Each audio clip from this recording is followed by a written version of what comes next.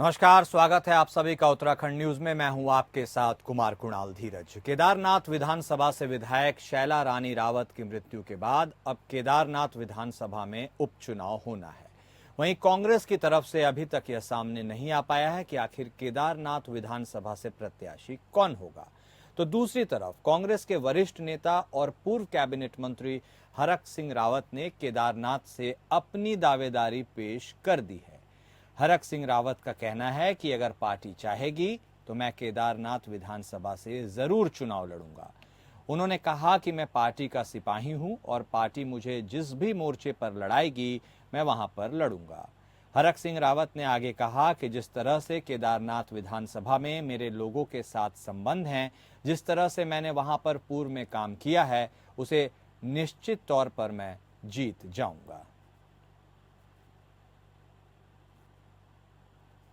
तो उपचुनाव को लेकर अब माथापच्ची तेज हो चुकी है। हम बात कर रहे हैं केदारनाथ की, क्योंकि केदारनाथ विधानसभा सीट पर अब उपचुनाव होने हैं। ऐसे में कांग्रेस की तरफ से अभी कोई नाम सामने तो नहीं आया है, लेकिन दावेदारी अब पेश कर दी गई है।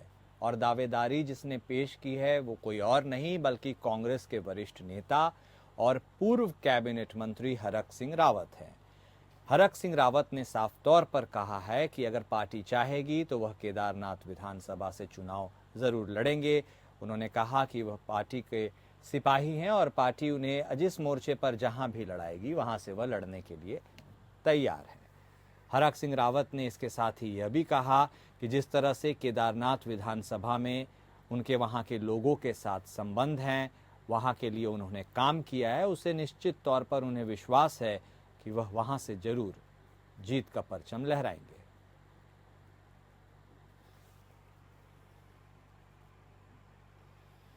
पूर्व कैबिनेट मंत्री हरक सिंह रावत के द्वारा ईडी में पेशी होने पर बीजेपी प्रदेश अध्यक्ष महेंद्र भट्ट ने आभार व्यक्त किया है कि हरक सिंह ईडी को सहयोग कर रहे हैं। हरक सिंह रावत की मांग पर ही ईडी पाखरो रेंज में हुए अवैध पेड़ कटान और अवैध निर्माण की जांच कर रही है। जो तथ्य हरक सिंह रावत के पास है उन्हें ईडी के सामने रखना चाहिए। पूरा उत्तराखंड भी चाहता है कि इस मामले में दूध का दूध और पानी का पानी हो।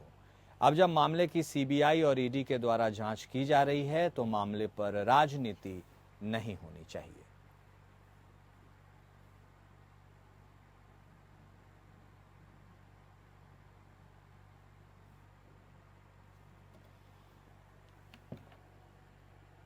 तो पूर्व कैबिनेट मंत्री हरक सिंह रावत के द्वारा ईडी में पेशी होने पर बीजेपी के ही प्रदेश अध्यक्ष महेंद्र भट्ट ने अपना आभार प्रकट किया है। उन्होंने कहा है कि हरक सिंह ने ईडी को सहयोग किया है और हरक सिंह रावत की ही मांग पर ईडी ने यह कार्रवाई भी की है, क्योंकि पाखरो रेंज में हुए अवैध पेड़ कटान और अवैध निर्माण की जांच चल रही है।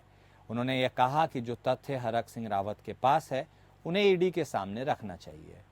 पूरे उत्तराखंड के लोग चाहते हैं कि इस मामले में जो भी सच हो वो सामने आए, और अब मामले की सीबीआई और ईडी के द्वारा जांच की जा रही है तो इस मामले पर राजनीति तो नहीं ही होनी चाहिए। बीजेपी के प्रदेश अध्यक्ष महेंद्र भट्ट ने इस बाबत अपनी बात सामने रखी और उन्होंने साफ तौर पर कहा है कि जिस पोखरा रेंज की बात की जा रही है, जहां पर अवैध निर्माण और पेड़ कटाई का यह मामला है, उसमें जो तथ्य उजागर किए जाने चाहिए हरक सिंह रावत साहब को वो करने चाहिए उन्हें। और लेकिन उन्होंने एक बात भी कही है कि वो सहयोग कर रहे हैं, इस बात की उन्हें संतुष्टि है। और साथ ही उनका कहना भी है कि उत्तराखंड के लोग जानना चाहते हैं सच्चाई क्या है, कौन उसमें दोषी है, कितने का भ्रष्टाचार हुआ है, कौन कौन लोग इसमें शामिल हैं। और ऐसे में अब चूंकि ईडी और सीबीआई के पास जांच करने का अधिकार है, वो जांच कर रही है, तो लोगों को यह जल्द ही पता चल ही जाएगा और इस मामले पर फौरी तौर पर कोई भी राजनीति किसी को नहीं करनी चाहिए।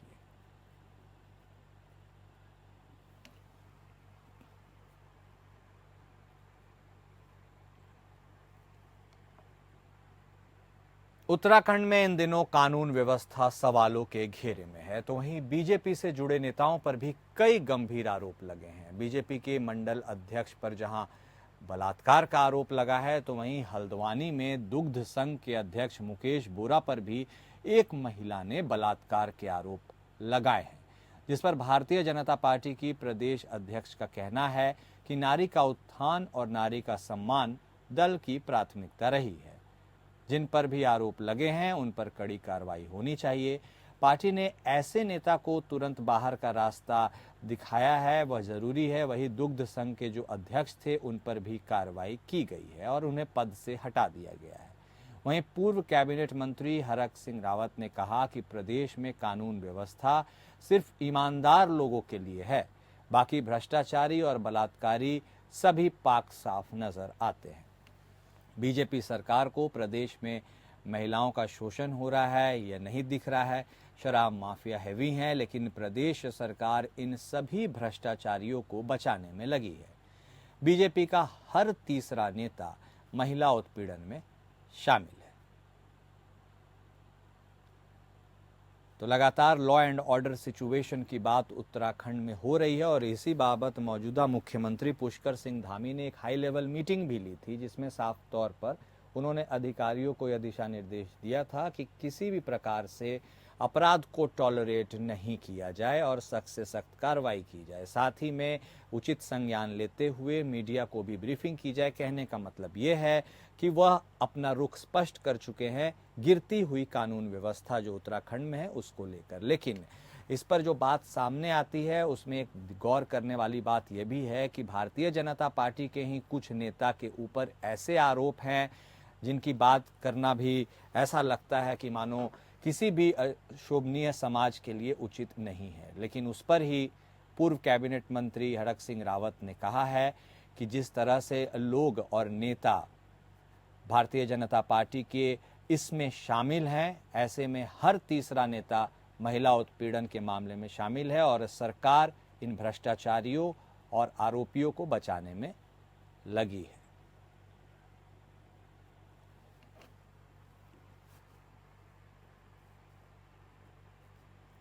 राज्यपाल के पूर्व ओएसडी और बीजेपी नेता देवेंद्र प्रधान को हरिद्वार में बीजेपी अनुसूचित मोर्चा का जिला अध्यक्ष बनाया गया है। नई जिम्मेदारी मिलने पर जगजीतपुर स्थित बीजेपी ऑफिस में देवेंद्र प्रधान का बीजेपी कार्यकर्ताओं ने स्वागत किया। देवेंद्र प्रधान ने पार्टी नेतृत्व का आभार जताते हुए कहा कि उन्हें जो जिम्मेदारी मिली है वे पूरी लगन और निष्ठा के साथ उसे निभाएंगे। उन्होंने कहा कि आगामी नगर निकाय चुनावों में बीजेपी ही जीत का परचम लहराएगी।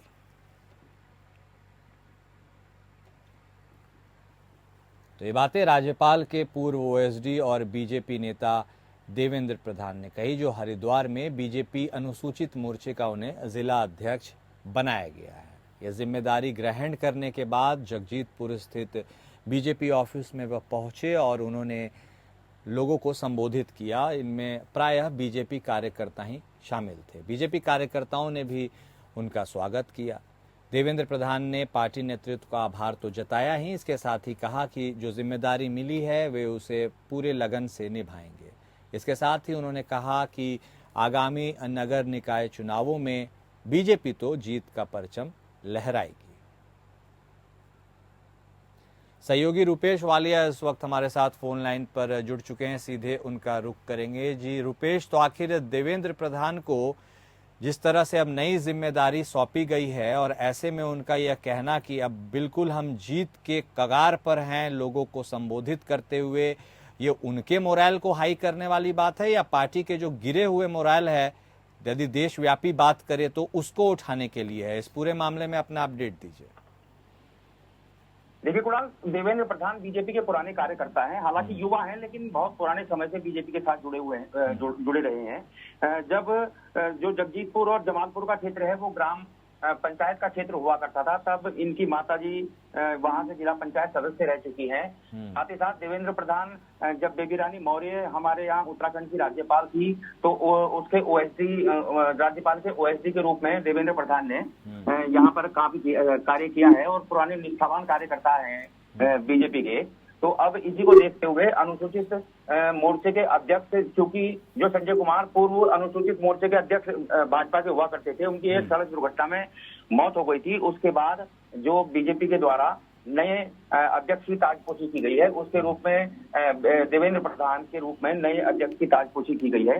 देवेंद्र प्रधान का साफ साफ कहना यह है कि उनके अध्यक्ष बनने के बाद वो निश्चित रूप से जो नगर निकाय के जो चुनाव होंगे, हरिद्वार जो नगर निकाय है, नगर निगम है, रुड़की नगर निगम है, जो अन्य नगर पालिका और नगर पंचायतों के चुनाव है, वहां पर निश्चित ही जो बीजेपी है वो बहुत अच्छा प्रदर्शन करेगी और जितने भी नगर निकाय के चुनाव होने हैं हरिद्वार में, उन सब पर बीजेपी के जो पालिका अध्यक्ष हैं या जो मेयर हैं वो काबिज होंगे, इसका उन्होंने विश्वास जताया है।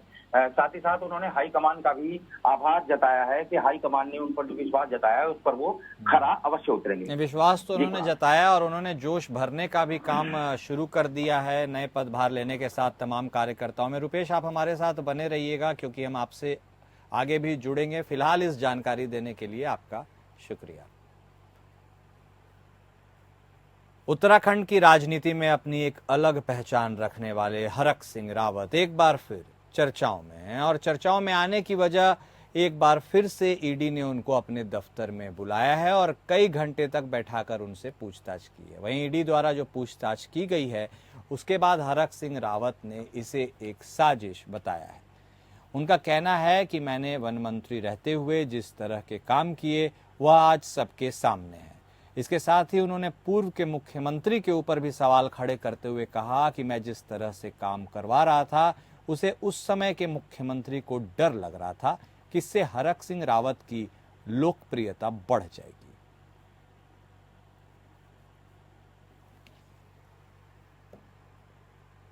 देहरादून शहर में बीते कुछ वक्त में धार्मिक जुलूस और शोभा यात्राओं की संख्या में इजाफा देखने को मिला है, जिस वजह से शहर के भीतर ट्रैफिक व्यवस्था में असर भी देखने को मिला है। इस प्रकार के कार्यक्रम से आम जनमानस को कई घंटों के जाम से जूझना पड़ता है और इसी क्रम में डीजीपी उत्तराखंड द्वारा भी बैठक कर इस समस्या के निराकरण हेतु बातचीत की गई थी। यदि जिला स्तर की बात करें तो एसएसपी देहरादून ने इन संगठनों से बैठक की थी और जल्द ही एक बैठक और की जाने वाली है जिसमें सभी पहलुओं को ध्यान में रखते हुए संगठनों के राय मशवरे के साथ आने वाले वक्त के लिए निष्कर्ष निकाला जाएगा। फिलहाल पुलिस का प्रयास है कि शहर के भीतर बदहाल ट्रैफिक व्यवस्था को किसी प्रकार से ठीक किया जा सके।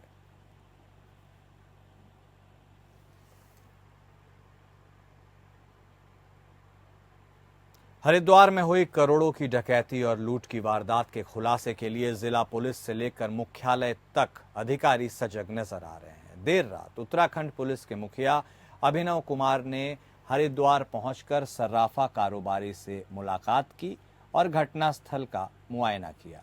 इस दौरान हरिद्वार के एसएसपी समेत तमाम पुलिस अधिकारी मौजूद रहे। मीडिया से बातचीत करते हुए डीजीपी ने कहा कि उत्तराखंड देवभूमि है, यहाँ सभी का स्वागत किया जाता है, लेकिन दूसरे राज्यों के आपराधिक तत्व अगर यहाँ की फिजा खराब करने की कोशिश करेंगे तो उनका भी पुलिसिया ढंग से स्वागत किया जाएगा।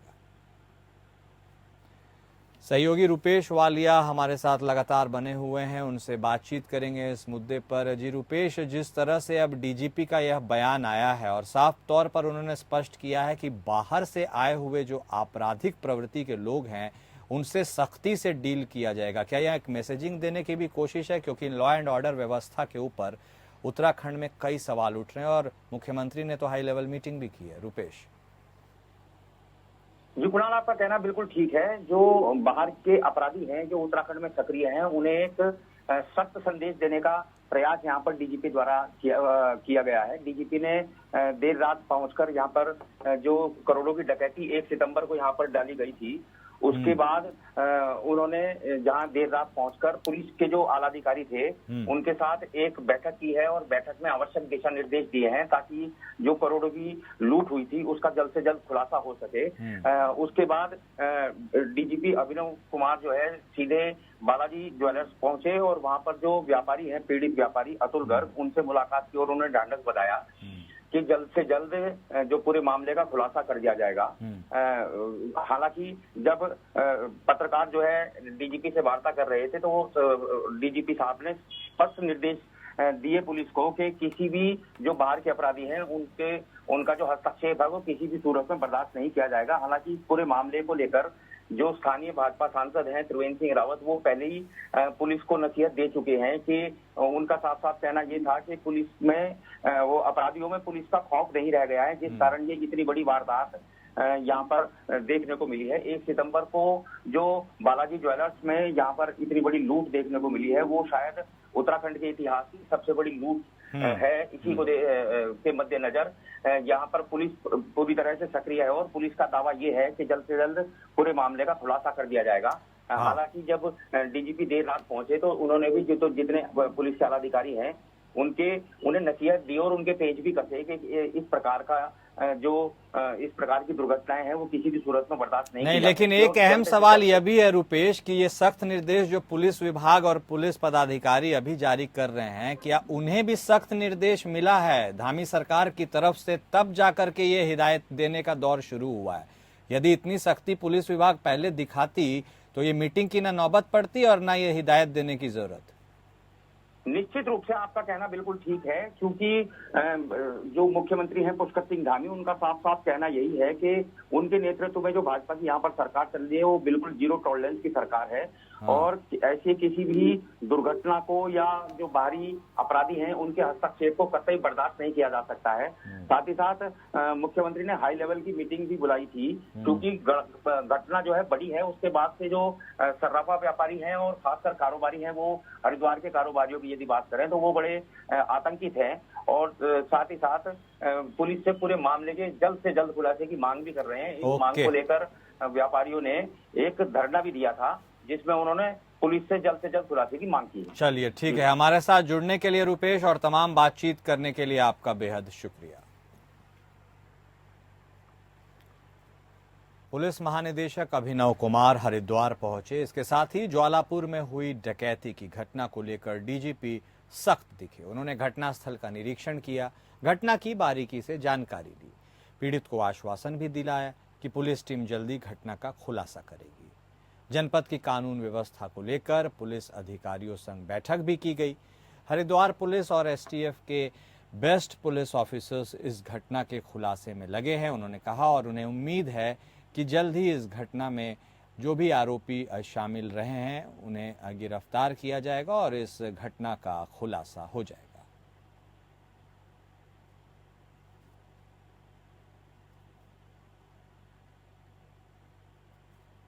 तो उत्तराखंड के डीजीपी अभिनव पहुंचे देहरादून। उन्होंने साफ तौर पर पुलिस टीम की कार्यशैली से लोगों को अवगत कराया और उन्होंने सराफा कारोबारियों को यह आश्वासन दिया कि जो भी आरोपी इस डकैती की घटनाक्रम में लूटकांड में शामिल रहे हैं उन्हें जल्द ही सलाखों के पीछे पहुंचाया जाएगा और जो कानून व्यवस्था है उसमें विश्वास रिस्टोर करने की भी कोशिश की गई। उन्होंने कहा कि इस पूरे मामले के जांच प्रकरण के लिए बेस्ट पुलिस ऑफिसर्स को लगाया गया है और जल्द ही रिजल्ट भी सामने आएगा।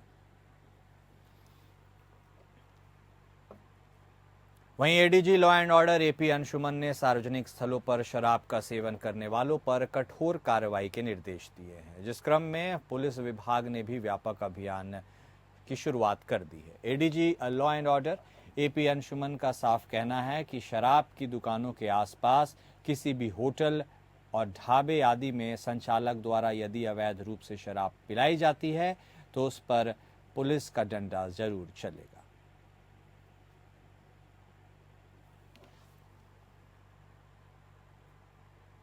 हाल फिलहाल में उत्तराखंड से कई ऐसे मामले सामने आए हैं जिन्होंने देवभूमि को पूरी तरह से हिलाकर रख दिया है। चाहे बात करें उधम सिंह नगर में हुए 2 दुष्कर्मों की या राजधानी देहरादून के मुख्य आईएसबीटी में किशोरी के साथ हुई बर्बरता या हरिद्वार में दिन दहाड़े हुई लूट की घटना।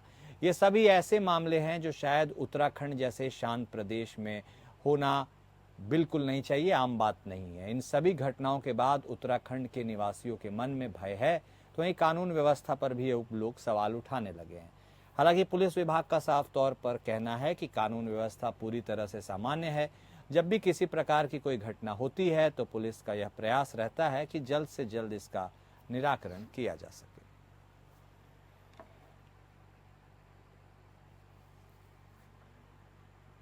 जनपद पौड़ी के विकासखंड थलीसैंण का सलोन गांव आलू उत्पादन का हब बनता जा रहा है। यहां जनपद का सबसे अधिक आलू का उत्पादन किया जाता है।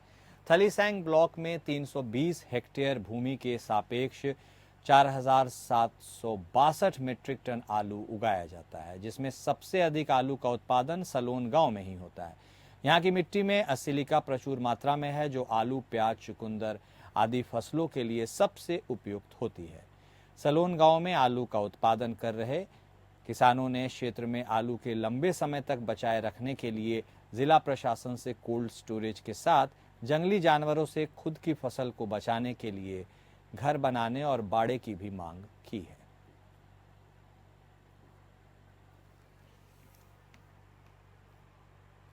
और उत्तराखंड न्यूज में अभी के लिए इतना ही। नमस्कार।